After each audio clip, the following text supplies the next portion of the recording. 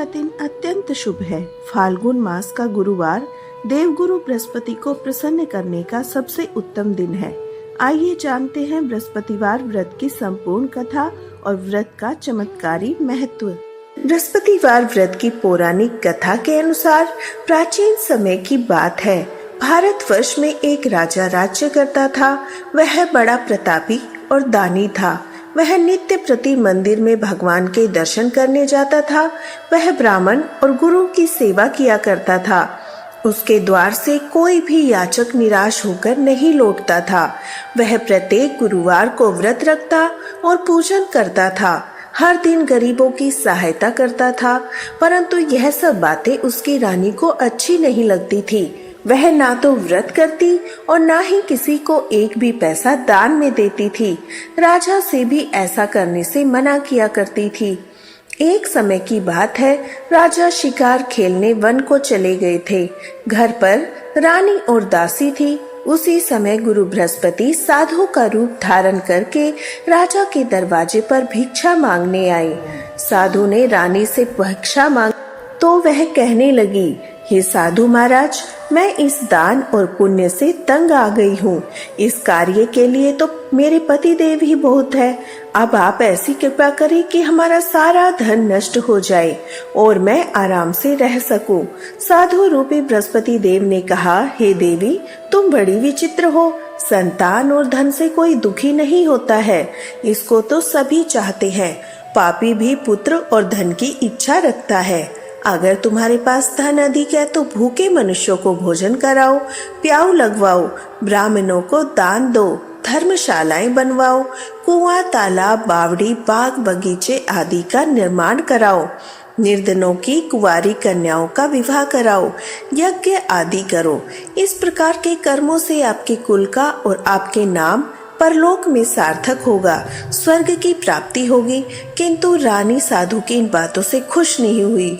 उसने कहा, हे साधु महाराज, मुझे ऐसे धन की आवश्यकता नहीं जिसको मैं अन्य किसी को दान दूं, जिसको रखने और संभालने में मेरा सारा समय नष्ट हो जाए। तब साधु ने कहा, हे देवी, अगर तुम्हारी ऐसी ही इच्छा है तो जैसा मैं तुम्हें बताता हूँ वैसा ही करना। बृहस्पतिवार के दिन घर को गोबर से लीपना, अपने केशों को पीली मिट्टी से धोना, राजा से कहना वह दाढ़ी कटवाए, भोजन में मांस और मदिरा खाना, कपड़ा धोबी के यहाँ धुलने डालना। इस प्रकार 7 बृहस्पतिवार करने से तुम्हारा सब धन नष्ट हो जाएगा। ऐसा कहकर साधु महाराज रूपी बृहस्पति देव अंतर ध्यान हो गए। रानी ने साधु के कहे अनुसार 7 बृहस्पतिवार तक वैसा ही करने का विचार किया। साधु के बताए अनुसार करते हुए केवल 3 बृहस्पतिवार ही बीते थे। उसकी समस्त धन संपत्ति नष्ट हो गई। भोजन के लिए दोनों समय परिवार तरसने लगा, सांसारिक भोगों से दुखी रहने लगा। तब वह राजा रानी से कहने लगा, हे रानी, तुम यहीं रहो, मैं दूसरे देश को जाता हूँ, क्योंकि यहाँ पर मुझे सभी मनुष्य जानते हैं, इसलिए मैं यहाँ कोई काम नहीं कर सकता। मैं परदेश जा रहा हूँ, वहाँ कोई काम धंधा करूँगा, शायद हमारे भाग्य बदल जाए। ऐसा कहकर राजा परदेश चला गया। वह वहाँ जंगल से लकड़ी काट कर लाता और शहर में बेचता। इस तरह जीवन व्यतीत करने लगा। इधर राजा के बिना रानी और दासी दुखी रहने लगी। किसी दिन भोजन मिलता, किसी दिन केवल जल पीकर ही रह जाती। एक बार रानी और दासियों को 7 दिन तक बिना भोजन के रहना पड़ा। तो रानी ने अपनी दासी से कहा, हे दासी, यहाँ पास ही के नगर में मेरी बहन रहती है। वह बड़ी धनवान है। तू उसके पास जा और वहाँ से 5 सेर गेहूं मांग कर लेकर आ, जिससे कुछ समय के लिए थोड़ा गुजर बसर हो जाए। दासी रानी की बहन के पास गई। दासी ने रानी की बहन से कहा, हे रानी, मुझे आपकी बहन ने भेजा है, मुझे 5 सेर गेहूं दे दो। दासी ने ही यह बात अनेक बार कही, परंतु रानी की बहन ने कोई उत्तर नहीं दिया, क्योंकि उस दिन बृहस्पतिवार की कथा सुन रही थी। जब दासी को रानी की बहन से कोई उत्तर नहीं मिला तो वह बहुत दुखी हुई। उसे क्रोध भी आया। वह लौटकर रानी से बोली, हे रानी, आपकी बहन तो बड़ी ही घमंडी है। वह तो छोटे लोगों से बातें भी नहीं करती। मैंने उससे बहुत बार कहा लेकिन उसने कोई उत्तर नहीं दिया और मैं वापस चली गई। रानी बोली, हे दासी, इसमें कोई दोष नहीं है। जब बुरे दिन आते हैं तब कोई सहारा नहीं देता। अच्छे बुरे का पता विपत्ति में ही लगता है। अब तो जो ईश्वर की इच्छा होगी वही होगा। यह सब हमारे भाग्य का दोष है। उधर रानी की बहन ने सोचा, मेरी बहन की दासी आई थी परंतु मैं उससे नहीं बोली, इससे वह बहुत दुखी हुई होगी। अतः कथा सुनकर और विष्णु भगवान का पूजन समाप्त कर वह अपनी बहन के घर आई और कहने लगी, हे बहन, मैं बृहस्पतिवार का व्रत कर रही थी। तुम्हारी दासी हमारे घर गई थी परंतु जब तक कथा होती है तब तक ना हम उठते हैं और ना ही बोलते हैं, इसलिए मैं नहीं बोली। तो वो दासी क्यों गई थी बहन, बताओ ना। तो बहन ने कहा, हमारे घर अनाज नहीं था। वैसे तुमसे कोई बात छिपी नहीं है, इस कारण मैंने दासी को तुम्हारे पास 5 सेर गेहूं लाने के लिए भेजा था। रानी की बहन बोली, बहन देखो, बृहस्पति देव भगवान सबकी मनोकामनाएं पूर्ण करते हैं। देखो, शायद तुम्हारे घर में अनाज रखा हो। यह सुनकर दासी घर के अंदर गई तो वहां उसे एक घड़ा भरा हुआ गेहूं का मिल गया। उसे बड़ी हैरानी हुई क्योंकि उसने एक एक बर्तन को पहले ही देख लिया था। उसने बाहर आकर रानी को बताया। दासी अपनी रानी से कहने लगी, हे रानी, देखो, वैसे हमको जब अन्न नहीं मिलता तो हम व्रत ही तो करते हैं। अगर इनसे व्रत की विधि और कथा पूछ ली जाए तो हम भी किया करेंगे। दासी के कहने पर रानी ने अपनी बहन से बृहस्पतिवार व्रत के बारे में पूछा। उसकी बहन ने बताया, हे रानी बहन, बृहस्पतिवार को सूर्योदय से पहले उठकर स्नान करके बृहस्पतिवार का व्रत करना चाहिए, लेकिन उस दिन सिर नहीं धोना चाहिए। बृहस्पतिवार के व्रत में चने की दाल और मुनक्का से विष्णु भगवान का केले के वृक्ष की जड़ में पूजन करना चाहिए। दीपक जलाना चाहिए। उस दिन एक ही समय भोजन करे। भोजन पीले पदार्थों का ही करे। कथा का श्रवण करे। इस प्रकार करने से गुरु भगवान प्रसन्न होते हैं, अन्न, पुत्र और धन देते हैं, मनोकामनाएं पूर्ण करते हैं। व्रत और पूजन की विधि बताकर रानी की बहन अपने घर लौट आई। रानी और दासी दोनों ने निश्चय किया कि बृहस्पति देव भगवान का पूजन करेंगे। 7 दिन बाद जब बृहस्पतिवार आया तो उन्होंने व्रत रखा। गुड़साल में जाकर चना और गुड़ बीन लाई। उसकी दाल से केले की जड़ में पूजन किया और विष्णु भगवान की पूजन और अर्चना की। अब पीला भोजन कहाँ से आए? दोनों बड़ी दुखी हुई, परंतु उन्होंने व्रत किया था, इस कारण बृहस्पति देव भगवान प्रसन्न थे। एक साधारण व्यक्ति के रूप में वे 2 थालों में सुंदर पीला भोजन लेकर आए। दासी को देकर बोले, दासी, यह भोजन तुम्हारे और रानी के लिए है, तुम दोनों कर लेना। दासी भोजन पाकर बहुत प्रसन्न हुई। रानी से बोली, हे रानी, आप भी भोजन कर लीजिए। रानी को भोजन आने के बारे में कुछ नहीं पता था, इसलिए वह दासी से बोली, जाओ तू ही भोजन कर। क्यों, तू व्यर्थ में हमारी हंसी उड़ाती है? तब दासी बोली, रानी, एक व्यक्ति भोजन देके गया है। तब रानी कहने लगी, वो भोजन तेरे लिए देकर गया है, तू ही भोजन कर। दासी ने कहा, वह व्यक्ति हम दोनों के लिए 2 थालों में भोजन देकर गया है, इसलिए मैं और आप दोनों ही साथ साथ भोजन करेंगे। फिर दोनों ने गुरु भगवान को नमस्कार किया और भोजन ग्रहण किया। उसके बाद से वे प्रत्येक बृहस्पतिवार को गुरु भगवान का व्रत और पूजन करने लगी। बृहस्पति देव भगवान की कृपा से उसके पास धन हो गया, परंतु रानी फिर पहले की तरह से आलस्य करने लगी। तब दासी बोली, देखो रानी, तुम पहले भी इस तरह आलस्य करती थी, तुम्हें धन रखने में कष्ट होता था, इस कारण सभी धन नष्ट हो गया। अब गुरु भगवान की कृपा से धन मिला है तो तुम फिर से आलस्य कर रही हो। बड़ी मुसीबतों के बाद हमने यह धन पाया है, इसलिए हमें दान और पुण्य करना चाहिए। तुम भूखे मनुष्यों को भोजन कराओ, प्याऊ लगवाओ, ब्राह्मणों को दान दो, कुआं, तालाब, बावड़ी आदि का निर्माण कराओ, मंदिर और पाठशाला बनवाकर दान दो, कुंवारी कन्याओं का विवाह कराओ, धन को शुभ कार्य में खर्च करो, जिससे तुम्हारे कुल का यश बढ़े और स्वर्ग की प्राप्ति हो और पितृ भी प्रसन्न हो। दासी की बात मानकर रानी ने इसी प्रकार के कर्म करने प्रारंभ कर दिए, जिससे उसका काफी यश फैलने लगा। एक दिन रानी और दासी आपस में विचार करने लगी, न जाने राजा किस दशा में होंगे, उनकी कोई खोज खबर नहीं है। उन्होंने बृहस्पति देव से प्रार्थना की, तब भगवान ने रात्रि में राजा को स्वप्न में कहा, हे राजा उठ, तेरी रानी तुझको याद करती है, अब अपने देश को वापस लौट जा। राजा प्रातःकाल उठकर जंगल से लकड़ियां काट कर लाने के लिए जंगल की ओर चल पड़ा। जंगल से गुजरते हुए वह सोचने लगा, रानी की गलती से उसे कितने दुख भोगने पड़े। राजपाट छोड़कर उसे जंगल में रहना पड़ रहा है। जंगल से लकड़ियां काटकर उन्हें बेचकर गुजारा करना पड़ा। उसी समय उस जंगल में बृहस्पति देव एक साधु का रूप धारण करके आए और राजा के पास आकर बोले, हे लकड़हारे, तुम इस सुनसान जंगल में किस चिंता में बैठे हो, मुझे बतलाओ। यह सुनकर राजा की आंखों से आंसू भर आए। साधु की वंदना करके बोला, हे प्रभु, आप सब कुछ जानने वाले हैं। ऐसा कहकर राजा ने साधु को अपनी संपूर्ण कथा सुना दी। महात्मा दयालु होते हैं। वे राजा से बोले, हे राजा, तुम्हारी पत्नी ने बृहस्पति देव के प्रति अपराध किया था, जिस कारण तुम्हारी यह दशा हुई। अब तुम किसी प्रकार की चिंता मत करो, भगवान तुम्हें पहले से अधिक धन देंगे। देखो, तुम्हारी पत्नी ने बृहस्पतिवार का व्रत करना प्रारंभ कर दिया।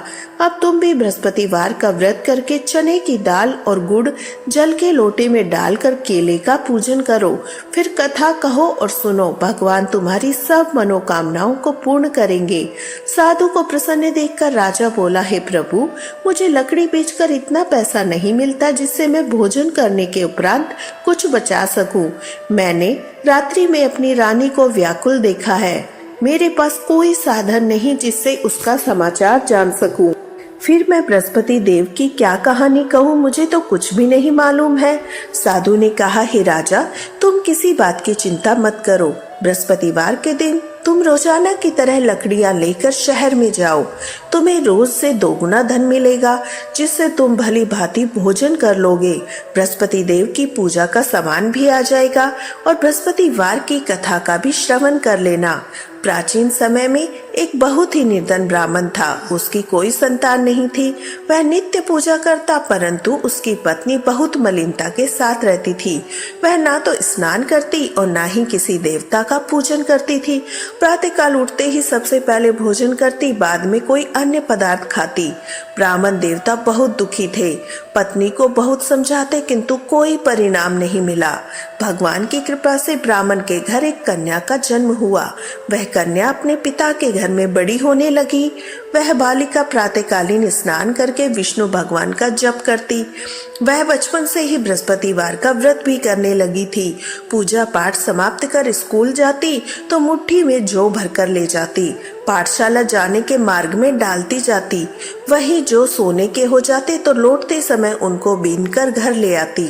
एक दिन वह बालिका सोने के जौ को फटक रही थी। तभी उसकी माँ ने देख लिया और कहने लगी, हे बेटी, सोने के जौ को फटकने के लिए सोने का सूप भी होना चाहिए।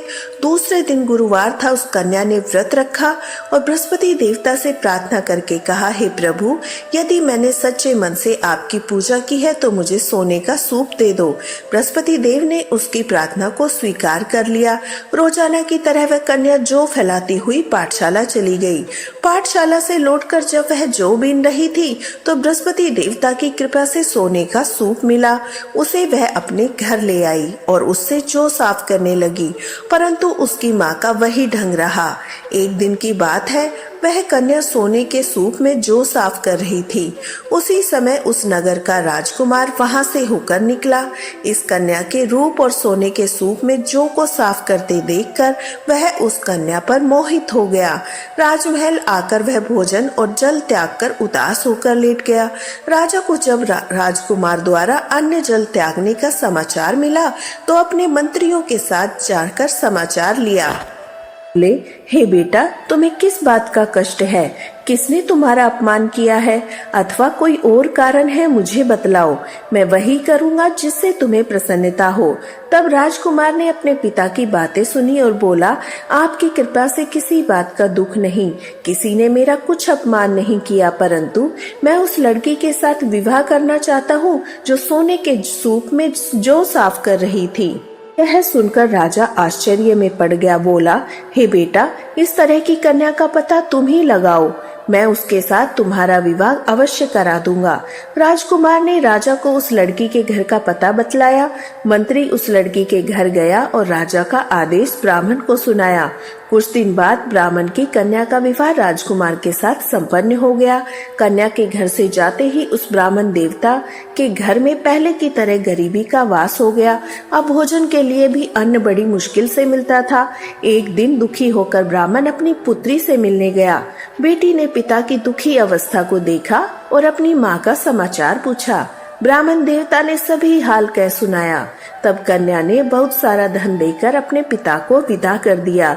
इस तरह ब्राह्मण का कुछ समय सुखपूर्वक बीता, लेकिन कुछ दिन बाद फिर से वही हाल हो गया। ब्राह्मण फिर अपनी कन्या के यहाँ गया और सभी हाल कहा तो पुत्री कहने लगी, हे पिताजी, अब माता जी को यहाँ लेकर आओ, मैं उन्हें विधि बता दूंगी जिससे गरीबी दूर हो जाए। अब ब्राह्मण देवता अपनी पत्नी को साथ लेकर अपनी पुत्री के पास चराज महल में पहुँचे तो पुत्री अपनी माँ को समझाने लगी, माँ, तुम प्रातःकाल उठकर प्रथम स्नान आदि करके विष्णु भगवान जी का पूजन करो तो सब दरिद्रता दूर हो जाएगी। परंतु उसकी माँ ने उसकी एक भी बात नहीं मानी।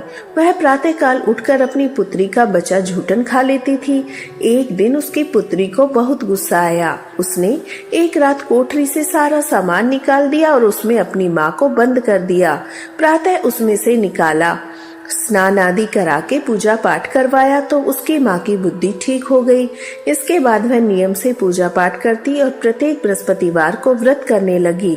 इस व्रत के पुण्य प्रभाव से उसकी माँ भी बहुत धनवान हो गई। बृहस्पति देवता के प्रभाव से स्वर्ग को गई। वह ब्राह्मण भी सुखपूर्वक इस श्लोक का सुख भोग कर स्वर्ग को प्राप्त हुआ। इस तरह कहानी कहकर साधु महाराज वहाँ से लोप हो गए। धीरे धीरे समय बीतने पर फिर बृहस्पतिवार का दिन आया। राजा जंगल से लकड़ी काटकर किसी शहर में बेचने गए। उसे उस दिन और दिनों से अधिक धन मिला। राजा ने चना गुड़ आदि लाकर बृहस्पतिवार का व्रत किया। उस दिन से उसके सभी क्लेश दूर हो गए। परंतु जब अगला गुरुवार का दिन आया तो बृहस्पतिवार का व्रत करना भूल गया। इस कारण बृहस्पति भगवान नाराज हो गए। उस दिन उस नगर के राजा ने विशाल यज्ञ का आयोजन किया। अपने समस्त राज्य में घोषणा करवा दी, कोई भी मनुष्य अपने घर में भोजन ना बनाए और आग भी ना जलाए। समस्त जनता मेरे यहाँ भोजन करने आए। इस आज्ञा को जो न मानेगा उसे फांसी की सजा दी जाएगी। राजा की आज्ञा अनुसार राज्य के सभी निवासी राजा के भोज में सम्मिलित हुए, लेकिन लक्कड़हारा कुछ देर से पहुंचा, इसलिए राजा उसको अपने साथ महल में ले गए।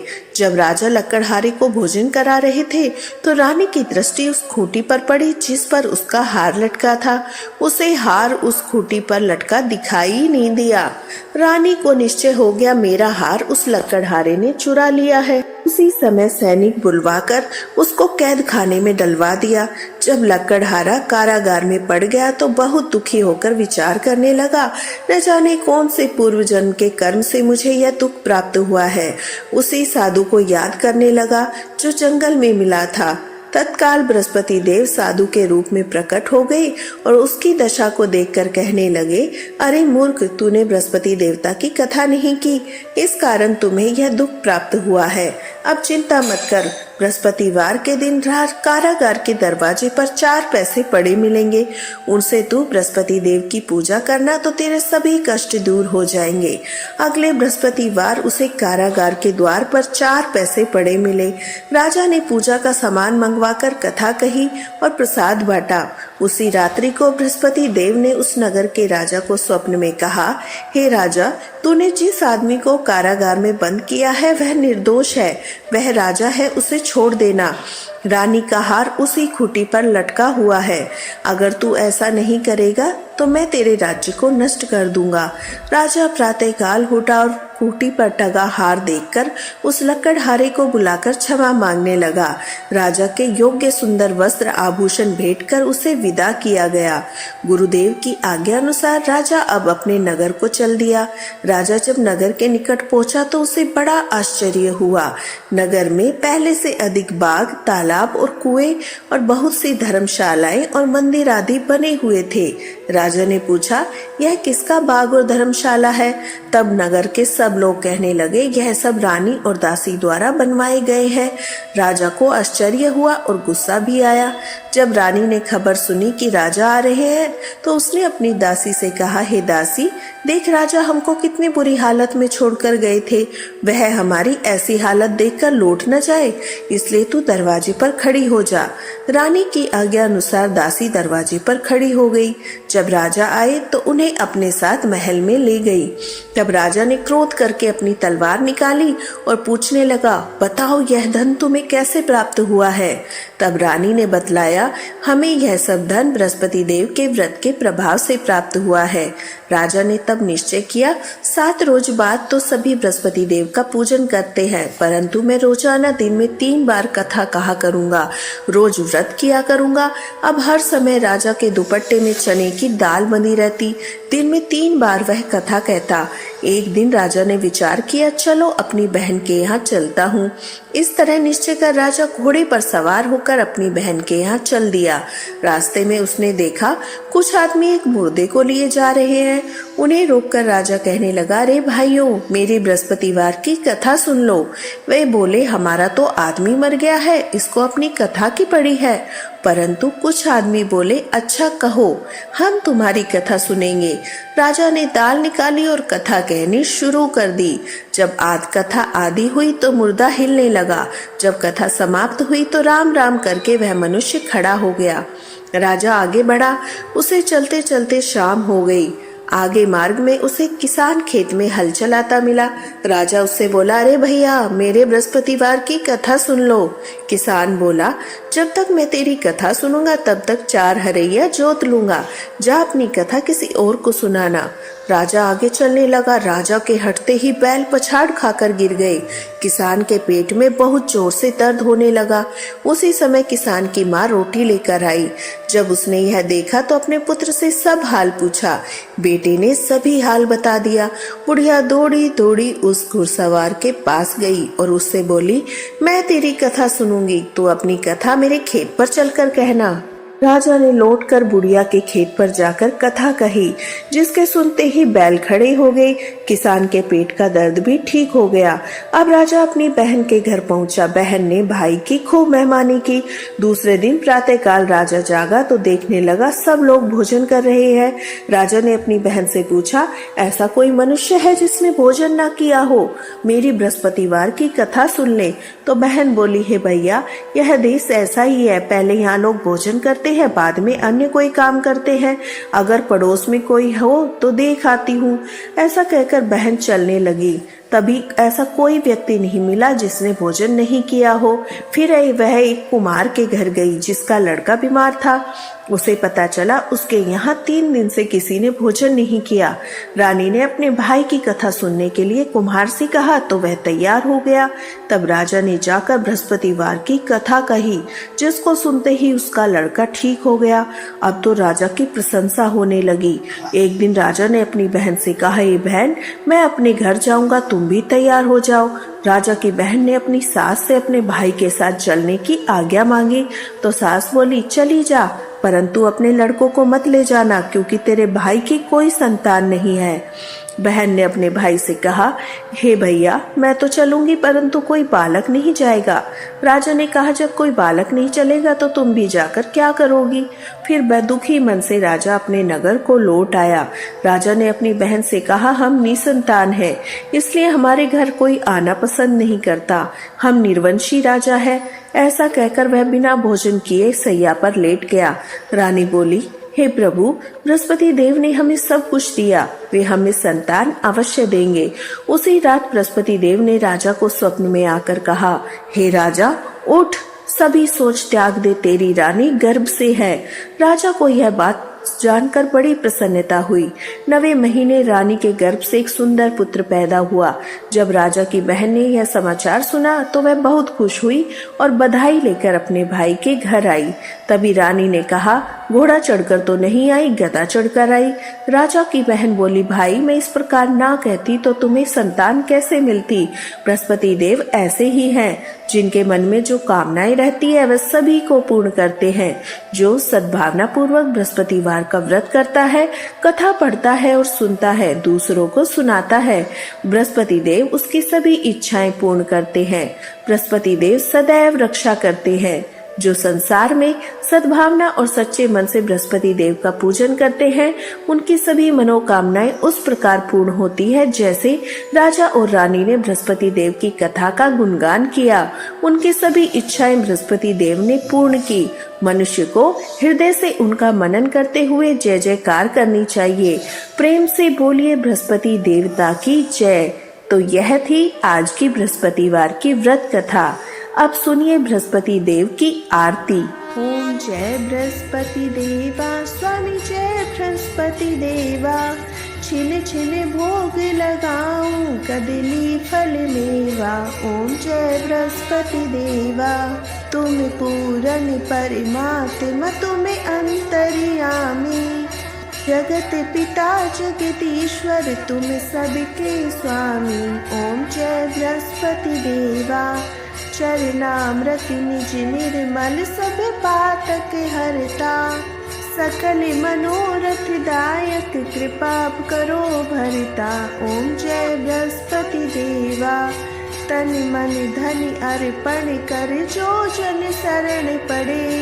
प्रभु प्रकट तब होकर, आकर द्वार खड़े। ओम जय बृहस्पति देवा, दीन दयाल दयानिधि, भक्तन हितकारी। पाप दोष सब हरता, भव बंधन हारी। ओम जय बृहस्पति देवा, सकल मनोरथ दायक, शब संशय तारो। विषय विकार मिटाओ, संतन सुखकारी। ओम जय बृहस्पति देवा, ओम जय बृहस्पति देवा, ओम जय बृहस्पति देवा। आप सभी पर बृहस्पति देव की कृपा सदा बनी रहे। बृहस्पतिवार का व्रत करने और व्रत कथा सुनने से स्त्री और पुरुषों को सभी मनोकामनाएं पूर्ण होती है। इस व्रत से धन संपत्ति की प्राप्ति होती है, निसंतानों को पुत्र मिलता है, परिवार में सुख शांति बनी रहती है, सभी आनंद पूर्वक रहते हैं। बृहस्पतिवार की कथा का श्रवण अवश्य करना चाहिए। बोलिए जय श्री हरि, जय गुरु बृहस्पति भगवान की जय।